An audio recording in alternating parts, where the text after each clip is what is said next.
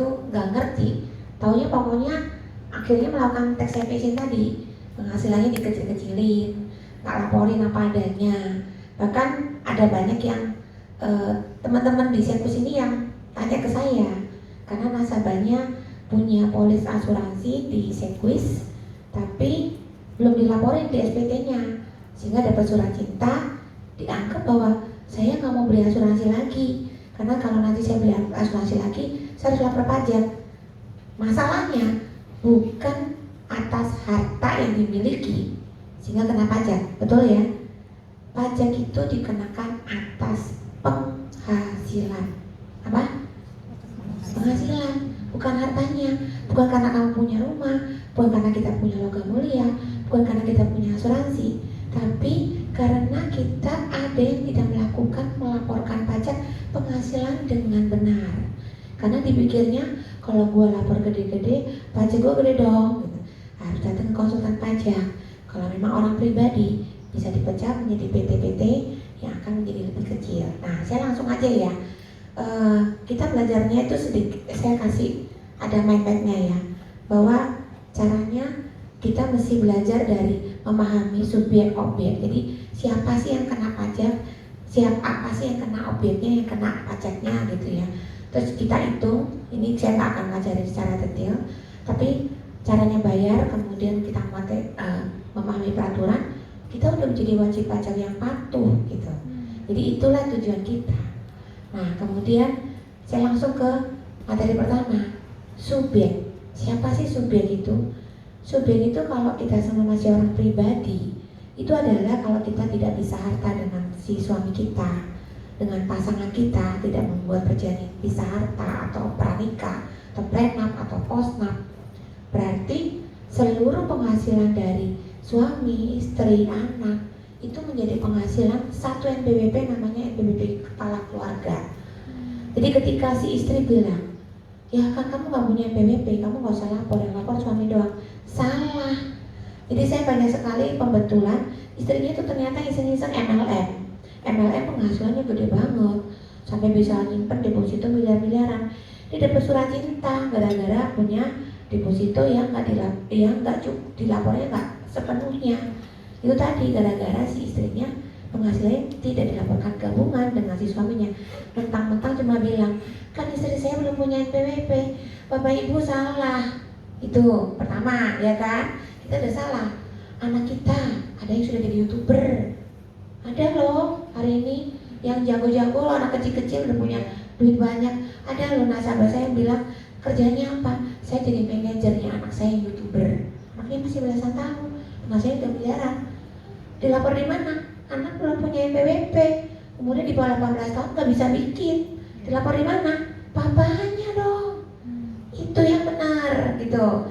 Jadi ketika kita salah, apalagi kalau suami istri hari ini, nanti saya ada aturan yang bagus. Yang bagi yang melaporkan di sini, ada yang masih melaporkan UMKM 0,5? Masih ada? Kan bingung ya? 2024 ini udah kelar. Artinya udah punya BB 2018, berarti 2024 udah nggak bisa, 2025 udah nggak bisa lagi pakai 0,5. Moga-moga rancangan undang-undang yang katanya diperpanjang itu bisa berlanjut. Baru moga-moga, kan masih wacana, belum tahu. Tapi Bapak Ibu kalau si istri memang belum punya NPWP, ini ada satu tips yang saya berikan. Spill dikit ya, bahwa si istri boleh punya NPWP yang memang belum pernah punya, dibikinin. Jadi bisa bikin omset baru, bahkan dilanjutin di pasangannya. Itu salah satu tips ya. Begini aja udah bikin lega kan? Ya kan? Berarti saya datang, untung dong ya Bapak Ibu yang kesini belajar ya. Oke, lanjut. Kalau badan usaha saya nggak usah ceritain ya. Nah, kembali lagi ketika objek pajak. Objek pajak itu apa sih? Objek pajak itu ya yang kena itu bukan, tadi saya bilang, bukan harta yang kena, bukan karena nggak punya polis yang lupa dilapor, punya tanah lupa dilapor, punya uang emas segala macam yang nggak dilapor. Itu bukan itu yang salah. Yang salah ketika kita membuat tax planning, lapor penghasilannya diserahkan ke konsultan, terserah konsultan ngatur. Nah, salahnya siapa?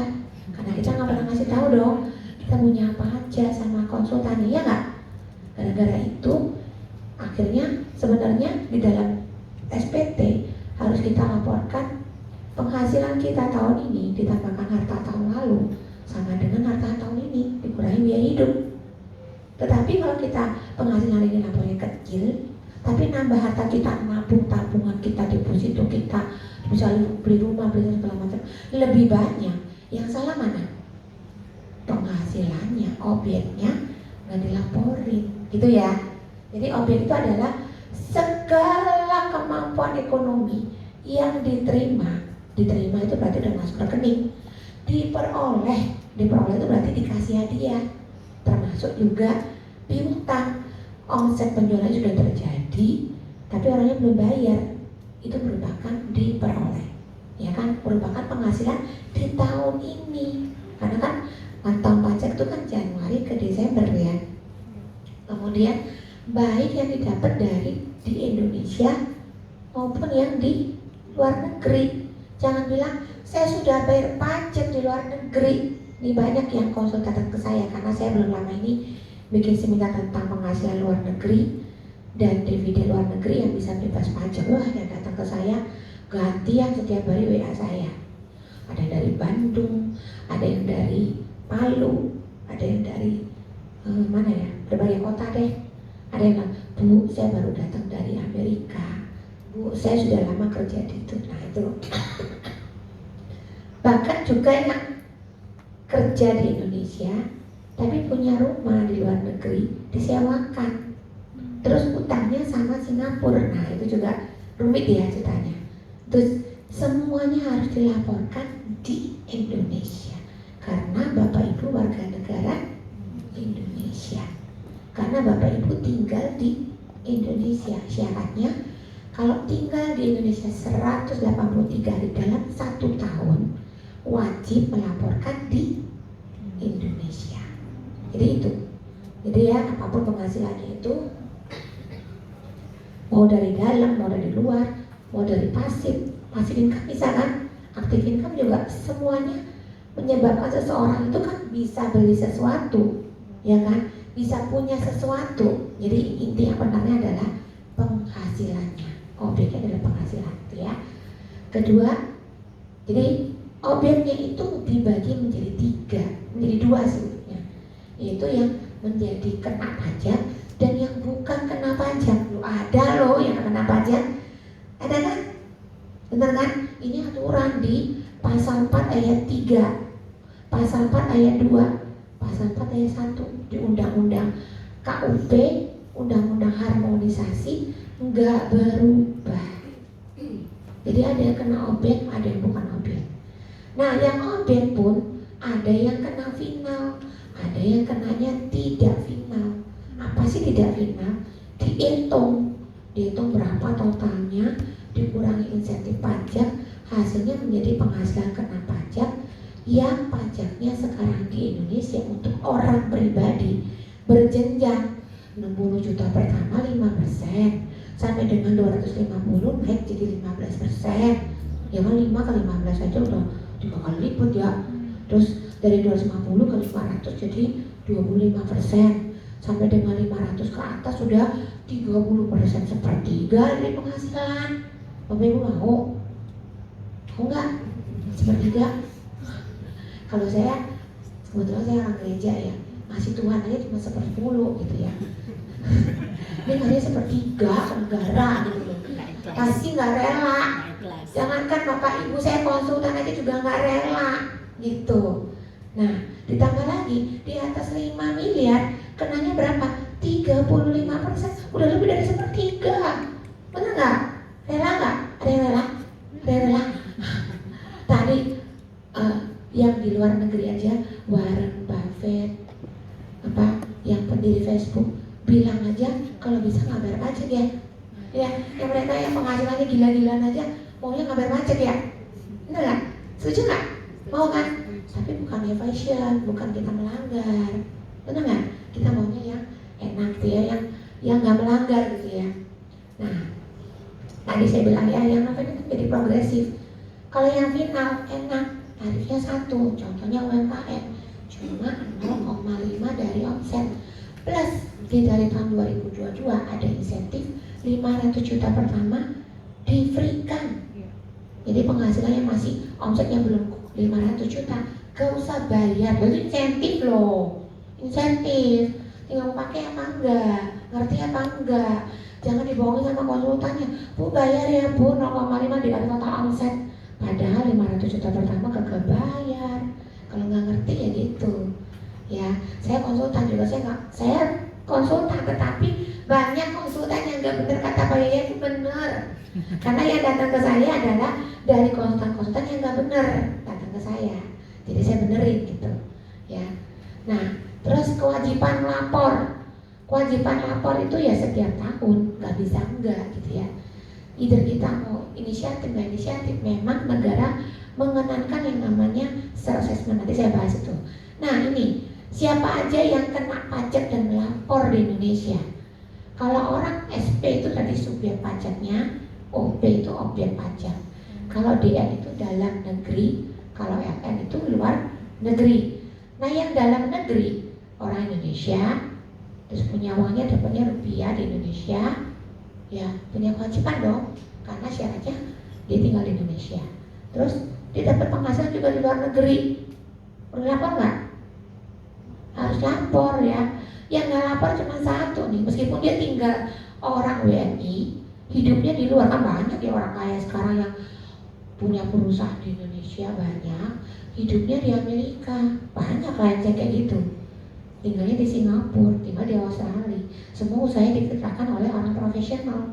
Nah tapi dia punya kewajiban nggak lapor di Indonesia? Punya, karena perusahaan-perusahaannya di Indonesia, penghasilannya dapat dari Indonesia. Kecuali dia orang Indonesia tinggal di luar negeri udah lebih dari 183 hari dan penghasilannya nggak ada satu pun dibayar dari penghasilan di perusahaan Indonesia. Ya pastilah anak kita, saya ada yang datang ke sana, ke saya, ibu ini bilang, Bu, anak saya ini mau ke luar negeri, nanti dia akan sekolah di sana, terus nanti dia nggak pulang, dia akan kerja di sana, dia bakal beli aset di sana. Gimana ya Bu, mesti lapor pajak di Indonesia nggak? Oh tenang, nggak usah lapor, meskipun berpuluh-puluh tahun. Nah yang datang ke saya kemarin juga ada orang baru pulang dari Amerika, dia kerja bertahun-tahun, pulang gara-gara dia harus terusin usahanya papanya punya perusahaan bahan kimia. Jadi dia datang, dia bilang, Bu saya datang, terus saya harus lapor gimana? Saya belum punya BPP, bikin BPP sekarang, saya bilang gitu. Gimana? Saya laporin semuanya, kamu sebanyak-banyak yang semua aset di luar negeri dan Indonesia, saya laporan, jebret, nggak akan kena pajak kok, jangan khawatir. Oke nggak? Ada yang tahu kan? Perlu tahu kan? Semua orang yang tinggal di luar negeri pulang, lapor semuanya semaksimal mungkin, bahkan digede-gedein silakan, karena nggak ada yang tahu. Karena dia pulang dari luar negeri mau dapat dari judi kayak, mau dapat dari lotre kayak, ya nggak ada yang tahu lah ya. Tapi laporin gitu, oke ya. Nah, jadi dia bisa punya apa-apa di Indonesia nanti. Dia mau ngapa-ngapain di Indonesia, jadi enak ya kan, bisa bergerak daripada kita lapor kecil-kecil. Mau beli rumah, Bu, mau saya cukup nggak buat beli rumah? Tanya dulu konsultannya. Saya mau beli tanah di sini, duit saya cukup nggak ya? Saya mau beli polis, saya kus apa lagi gitu ya, duitnya nggak cukup lagi. Jangan sampai kayak gitu ya, karena potensi untuk bisa mendapatkan sesuatu yang lebih dari asuransi saya pasti akhir ya. Oke, nah kewajiban yang lapor, kalau orang pribadi cuma satu nih, lapor tahunan doang. Yang lain ini badan usaha. Udah pusing, karena pajak atas PPh 21, 22, 23 itu bukan penghasilan kita. Itu adalah si perusahaan punya tugas memotong orang yang dibayari gajinya PPh 21, orang yang dibayari jasanya, perusahaan yang dibayari jasanya PPh 23. Itu adalah memungut orang lain, bukan atas penghasilannya. Jadi jangan khawatir, pajak hanya atas penghasilan, bukan atas, oh ya saya kalau ada kalian saya harus bayar KKC kalian. Potong gajinya dia, memang itu tugasnya dia kok. Mau bayar sewa, potong dong uang sewanya, karena memang itu kewajiban. Tapi yang bisa motong hanya badan usaha. Kita kalau masih punya usaha pribadi ya enggak. Oke?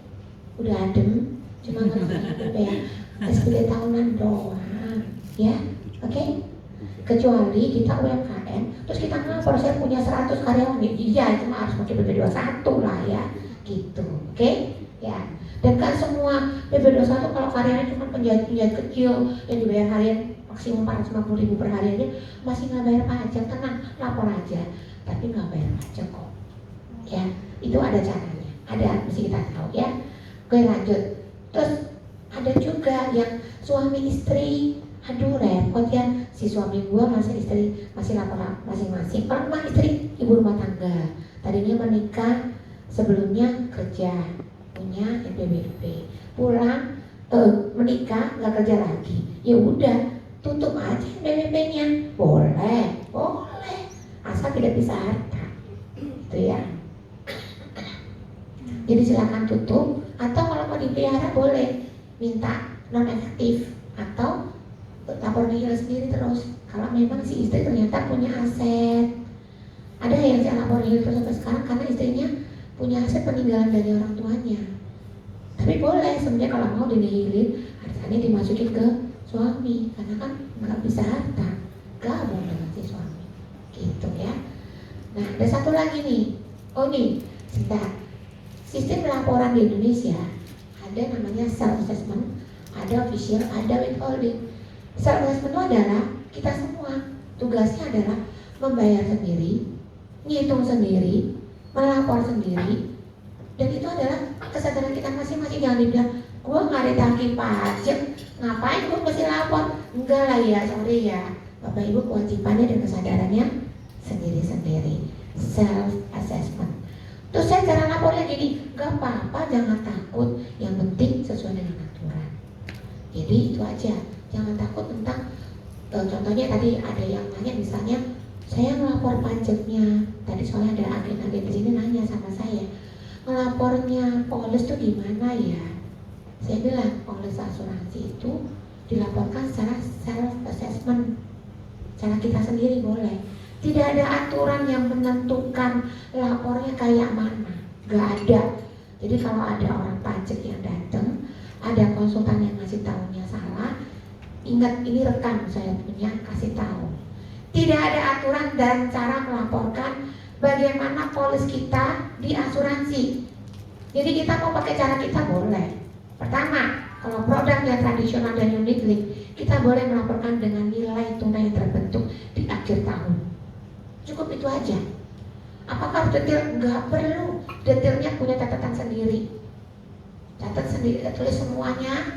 Punya polis 10, tulis 10. Punya istrinya, punya anaknya, semua jadi satu. Berapa nilai tunai tinggal dilaporkan.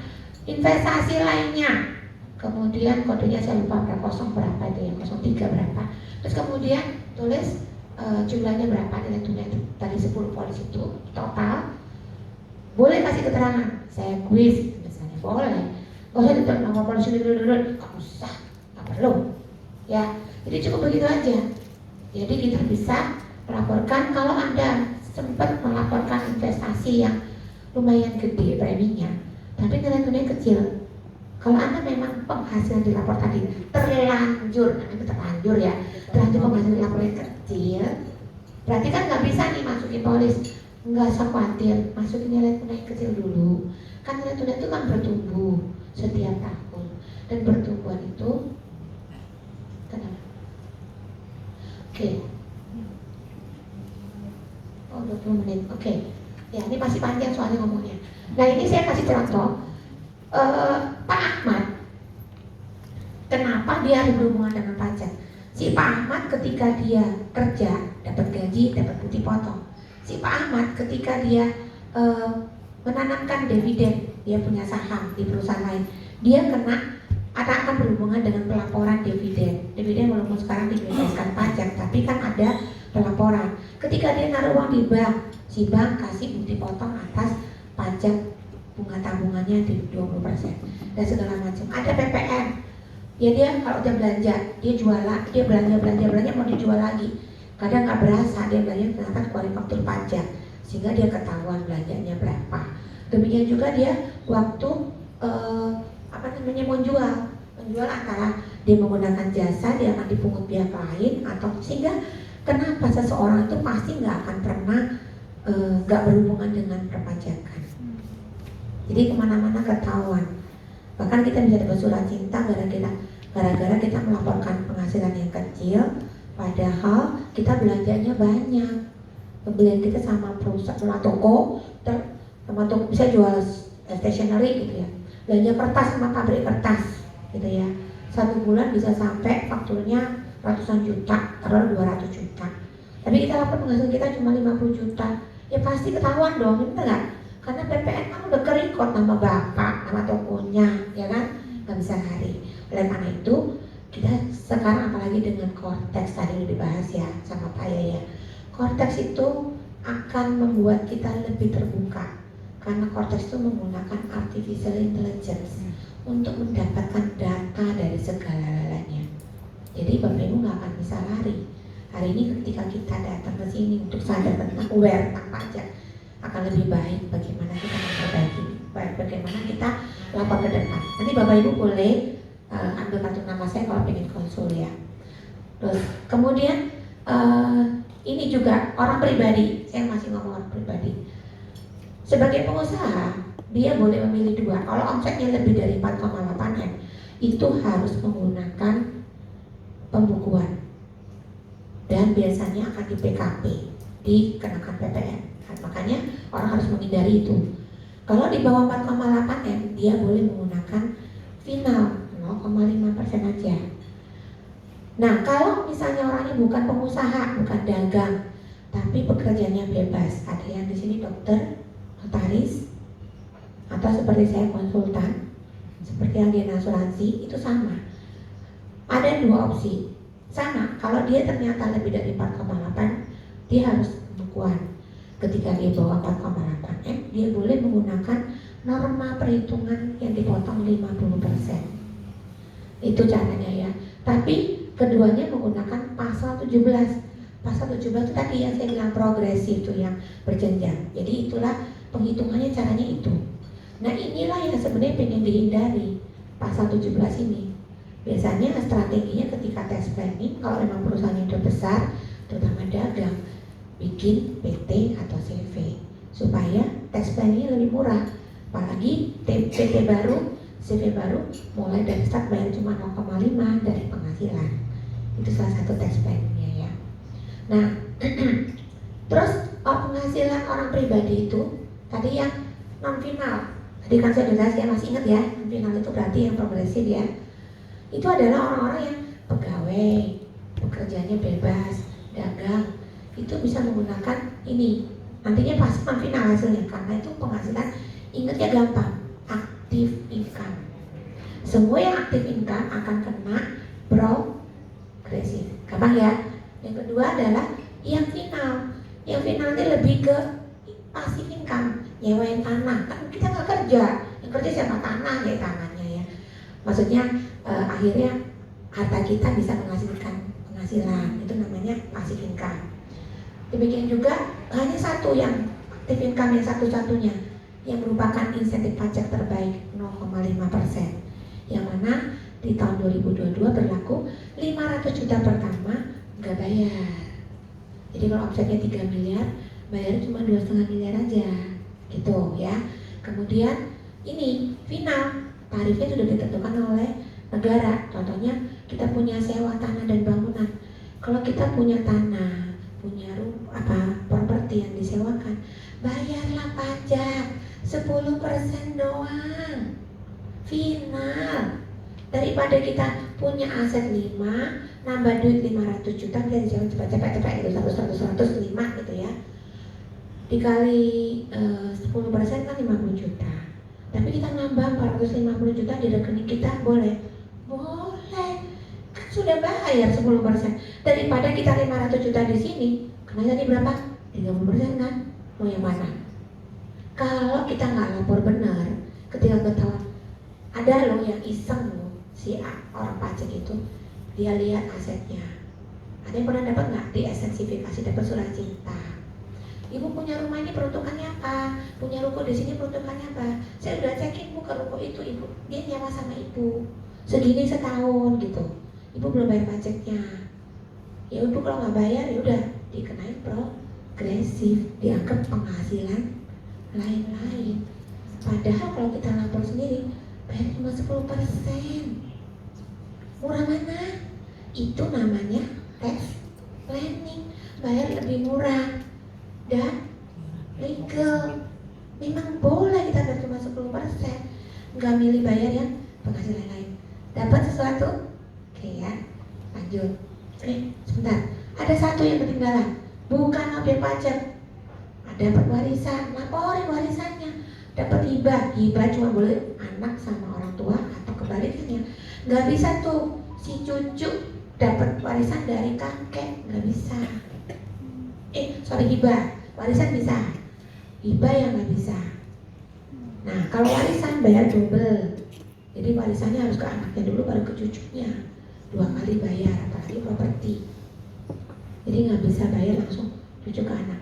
Mau tahu caranya? Asuransi jawabannya, supaya tadi ngelokap biayanya bisa dapat, dibayar gratis sama asuransi, dapat lagi asuransi, ya kan?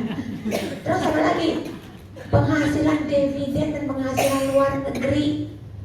Bapak Ibu udah pernah tahu kalau dividen itu yang ada yang pernah main saham di sini di Bursa Efek? Atau dapat dividen dari PT-nya, CV-nya ada?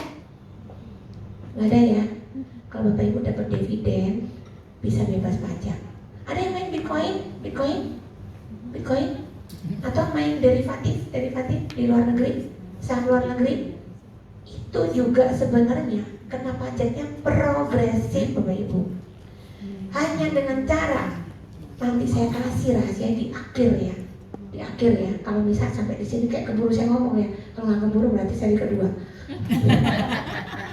Ya, nanti saya dikasih waktu 20 menit, nggak tahu sisa berapa. Nah ini, jadi kalau yang nggak final itu penghasilan totalnya berapa, dipotongnya cuman PTKP, penghasilan tidak kena pajak yang K0, K1, K2 itu loh. Nah itu baru dikenakan penghasilan kena pajak dikali tarif pasal 17 yang tadi yang 10 juta pertama 5% segala macam itu. Nah ini tarifnya ini ya kan 5%, 15, 25, 30, 35. Terus kemudian ini contohnya orang yang kerja, si bapaknya kerja di kantoran, ibunya istrinya jadi punya usaha toko. Pajaknya aja saya dihitung, setidaknya 7%. Kalau ini penghasilan cuma berapa ini? Cuma 800 juta setahun, bayar 7%. Kemudian kalau ternyata dia itu digabungkan dengan cara pakai pembukuan, kalau yang ini kan cara pinter nih, pakai UMKM 0,5. Tapi kalau caranya nggak ngerti, pakai pembukuan dilapor, untungnya labanya 500 kalau digabung, kena pajaknya 90 juta, 15%, lumayan ya, 15% ya, gitu. Nah itu, jadi ini kalau saya rangkum, karyawan, profesional, pengusaha, pajaknya nggak ada yang paling murah kecuali UMKM, cuma 0, dari omsetnya. Karyawan terbesar, ada yang karyawan di sini? Ada yang karyawan? BUMN atau apa? Ada? Oh nggak ada, semuanya berarti pengusaha di sini ya? Oh iya karyawan betul ya? Pak, terima kasih ya karena Bapak penyumbang pajak terbesar di Indonesia. Tepuk tangan buat karyawan. Pajak karyawan sampai dengan 1M2M itu udah 30%. Bayangin, kita pengusaha enggak loh. Kalau misalnya kita jualan 4,5M, untungnya sampai 30%. 1,5M bayar cuma berapa? 4M dikali 0,5, 20 juta. Berapa tadi? 20 juta. Kecil apa kecil? Banget. Kalau ngerti, pasti bisa. Semoga UMKM yang namanya disetujui. Doa bareng-bareng ya. Oke, lanjut. Aku lewati. Nah, cerdas pajaknya itu macam-macam. Ya, aku nggak jelasin lagi ini teori. Banyak tips yang saya bisa berikan, tapi saya nggak bisa cerita hari ini. Gimana status PTKP-nya juga harus tahu. Kalau memang punya usaha, PTKP-nya jangan ditulis K0 atau K1 atau K3, tapi KI 0 kalau anaknya belum ada, atau kalau anak sudah dewasa semua. KI 3, kenapa ada I-nya? Istri ikut jadi PTKP, kalau istrinya nggak kerja, ibu rumah tangga, anggap aja ikut bantuin toko kita, boleh nggak? Ya boleh sampai marah. Kita aja yang nggak tahu, ya kan? Lanjut. Menjadikan reimburse. Nah ini urusannya agak panjang nih, nggak usah deh. Pindah kerja nih, ada yang karyawan pindah kerja, nggak perlu bahas ya. Terus bekerja di 2 perusahaan juga ada masalah. Ini cabut NPWP, pensiun dan pesangon.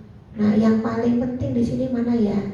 Nah ada yang jasa konstruksi di sini, arsitek, desainer, desain interior, nggak ada ya? Dagang semua ada di sini ya? Ada. Oh iya, siapa? Apa, kontraktor? Nah, lapornya pakai apa? Tergantung potongan dari kita sama BUMN.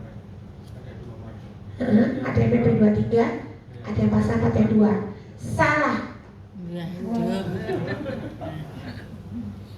Mbak, kalau Anda sebagai kontraktor punya izin sebagai kontrak, punya apa? Namanya SIUJK, sekarang NIB kan.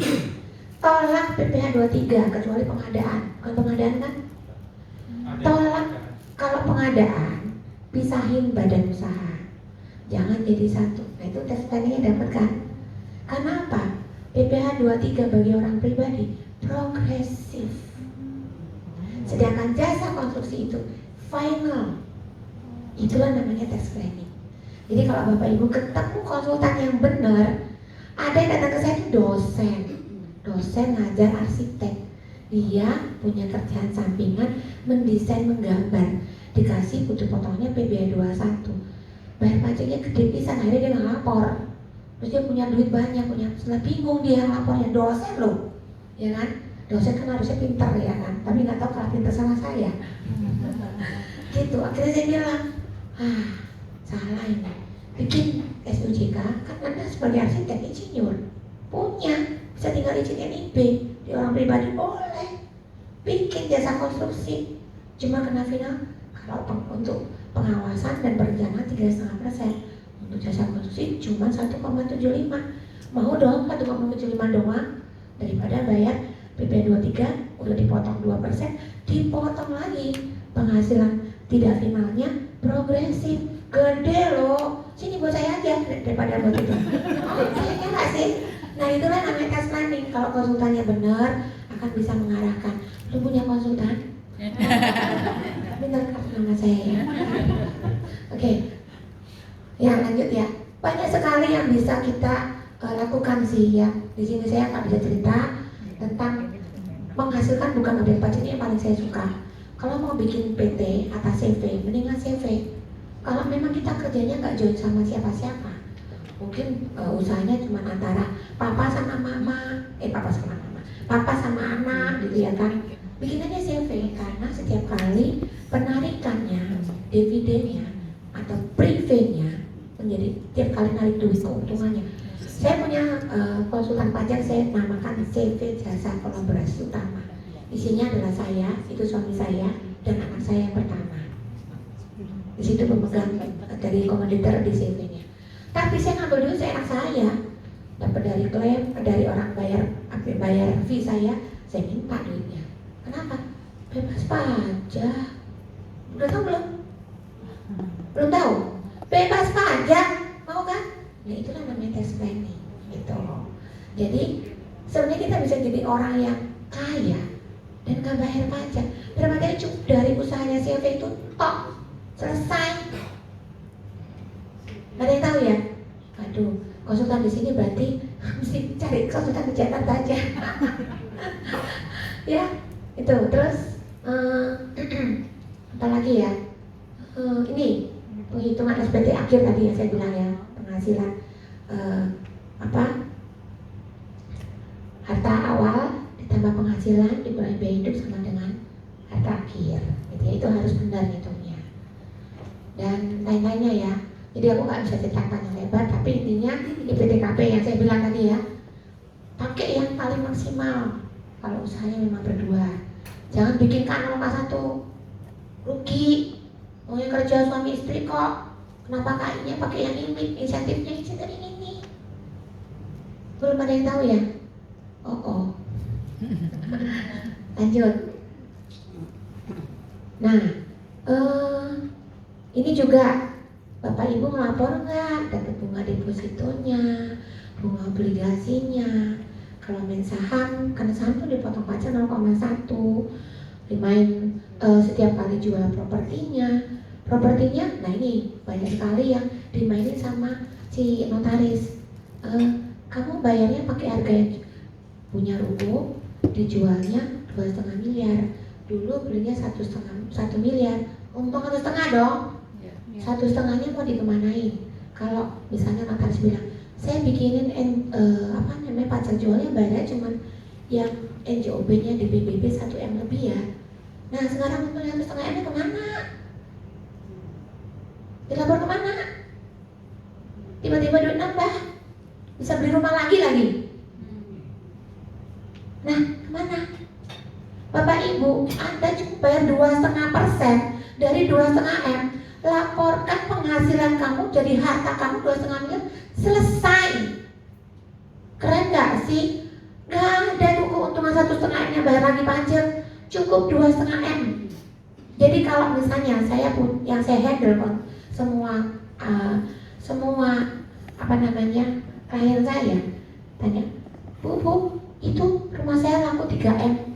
Si notarnya cuma bikin 1,5M. Gak apa-apa, sini 1M-nya aku bikin bukti foto, aku bikin e-billing, bayar 2,5%. Aku laporin penghasilan 2,5. Lu gak sinkron sama yang di BPNI lapor jual, bodoh amat, gak ada hubungannya. Oke? Dapat? Jual rumah jangan dikecilin, rugi, pajaknya cuma 2,5. 2,5 kecil apa enggak sih? Halo? Ya, itulah namanya tax planning. Kalau nggak ngerti ya keliru tadi. Ikutin Instagram saya, Fanny Hufun. Di situ saya banyak kasih berita tentang pajak. Saya punya Instagram Fanny Hufun dan Tax Heaven ya. Oke, apa lagi? Sewa tadi sudah ngomong ya. Dividen sekarang ini jadi bebas pajak sekarang. Dan yang ini semua kita lihat pajak.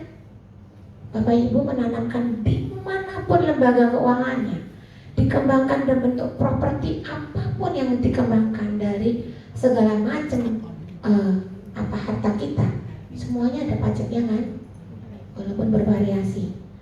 Hari ini Bapak Ibu diundang oleh agen-agen Sequis. Itu adalah satu yang luar biasa. Kenapa? Karena ini saya akan lewatkan, karena semuanya itu ada hanya satu di program asuransi yang akan bebas pajak. Nah ini ketika Bapak Ibu nggak lapor yang benar, menyewakan misalkan pajaknya progresif, keuntungan. Nah ada yang nyimpen emas nggak di sini? Ada? Tadi kan ada ya di laporan video tadi pertama juga tentang emas. Ini Bapak Ibu, saya nggak ngelarang Ibu main emas, tapi bahasanya adalah diversifikasikan. Sebagian jangan di emas tok, karena si emas nih nggak tahu emas siapa ini ya. Si emas ini memang harganya tambah lama tambah mahal, tambah tinggi ya, memang bagus. Saya akui bagus, tapi pajaknya juga bagus gedenya. Mau yang mana? Gitu ya. Saya pernah pasang Instagram saya tentang 29,9 miliar judulnya. Ada orang yang saya orang Malang. Pas pulang Malang, orang yang datang ke konsul saya itu ngantri. Saya mampir Surabaya, ngantri di Surabaya. Hari ini saya ke Solo pun juga ada. Nah, klien saya dari Magelang, bahkan dari Bali terbang ke Solo. Sampai saya harusnya pulang besok, jadi dari Minggu datang ke saya untuk konsul. Nah, dia cerita, Ci, saya dulu waktu tes amnesti lapor emas saya 3M lebih. Tahun berapa? 2002. Oke, saya buka di googling kerjanya sama, si orang pajak juga sama di googling. Wih, orang ini kaya banget ya. 3M tahun 2002 harga emas, ada yang tahu? Berapa duit? Berapa? 86.000. Aku udah lihat kok, beneran. 86.000. 3M dibagi 86.000. Ada berapa gram? 35.000 gram kalau nggak salah. Terus dia tiba-tiba 2023 SPT-nya hilang 3M-nya. Gua nggak cukup duitnya, gua beliin tanah. Oh ya, 3M hilang. Kamu tahu nggak potensi pajaknya bisa dihitung sama orang pajak? 3M hilang. Dulu belinya 82.000. 3M di tahun 2023. Harga emas berapa? 86.000. Sekarang jadi berapa 2023 mas? 1,5 jutaan. Berapa duit untungnya 1,5 dibanding 86.000? Untungnya 29,9 miliar tadi. Enggak, untungnya 53,5 miliar. Sudah itu. Dan kena pajaknya 35%. Berapa? 29,9. Padahal masnya bohongan. Belum tentu ada. Tapi dipanggil pajak cuma gara-gara selisih hitungan. Itu yang lapor salah siapa? Konsultan yang lama lagi yang salah, bukan Anda yang salah. Konsultannya. Ya, oke, itu sama juga dengan mata uang asing, persis sama. Saya nggak usah cerita panjang lebar. Nah itu ya. Terus penghasilan di luar negeri bisa potensi, bisa. Kemarin klien saya, salah satu klien saya itu adalah pemilik Roti Boy. Jadi saya memang berkembang itu karena saya megang banyak franchise gede-gede. Roti Boy, Domingo, Boba, Kopi Lain Hati, itu semua banyak saya handle. Makanya mereka, ya saya berkembang.